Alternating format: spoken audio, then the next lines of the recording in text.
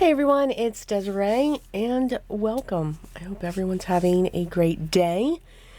So I am going to reshow, and this is it, the 3D embossing folder that's available for August for Spellbinders. I did it, you saw that I used it in our large die for Spellbinders, but we kind of lost it.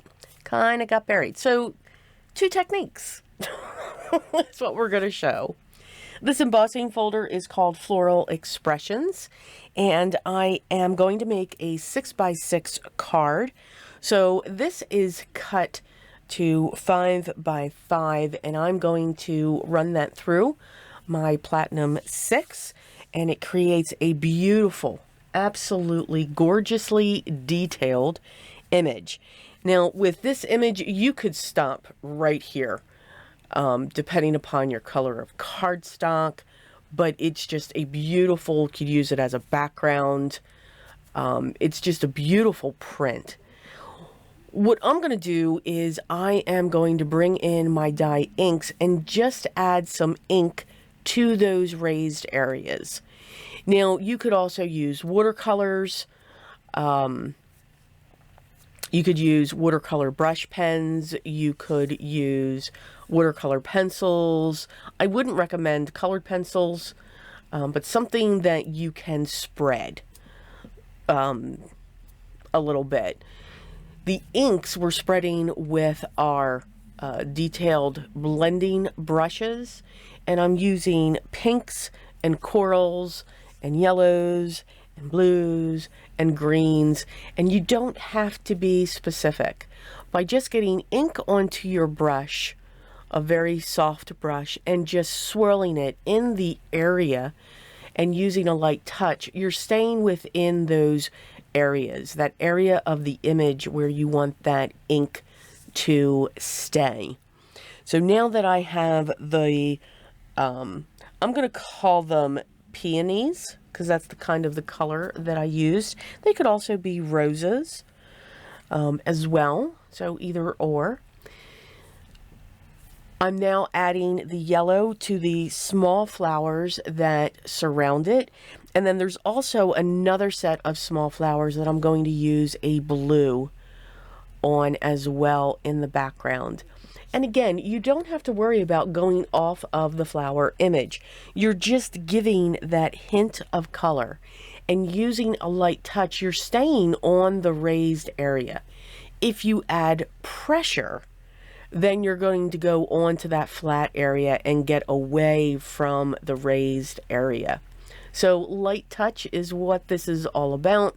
And now we're going to finish this up with the green, and just adding that all around and filling in on the image.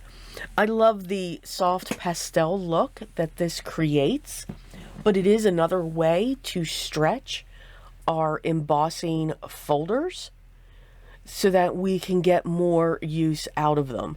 But something like this, you really don't have to add any colors to. This would make a beautiful background, add a sentiment, add some gems, cut it into different shapes for the front of your card panel. There's just so much when you have this much detail from the 3D of the embossing folder. You don't need to do much. It becomes that star of the card and the focal point of that. Now that we have all of our colors in place, we are going to mat this down.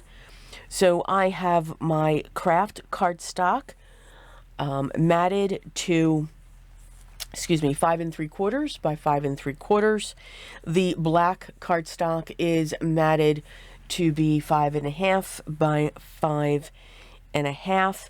And I'm sorry, the center panel that I did the detail with the embossing, that was cut to 5 by 5.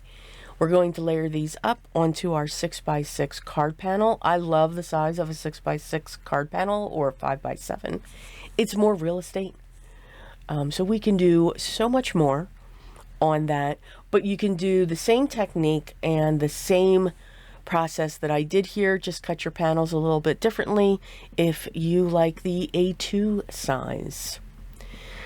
I grabbed a sentiment from my stash, and I'm putting a little bit of double-sided adhesive on the back. I'm going to grab some twine and just get it set down and just creating loops all the way around the piece so that that sits in the background, and kind of letting it loop as if it looks like a flower is behind our sentiment by just using some twine.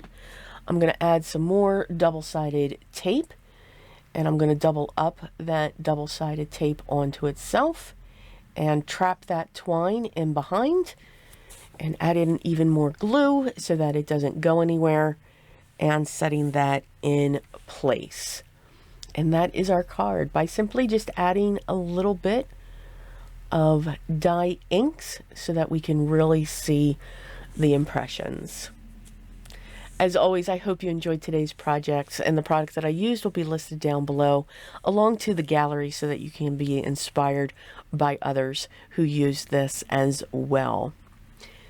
Subscribe, hit that thumbs up, make sure you ring the bell for notifications, and if you have any questions, make sure you leave those down below as well, and I'll get back to you as soon as I can.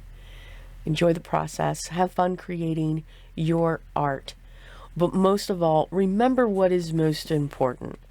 Always be creative in everything you do every day.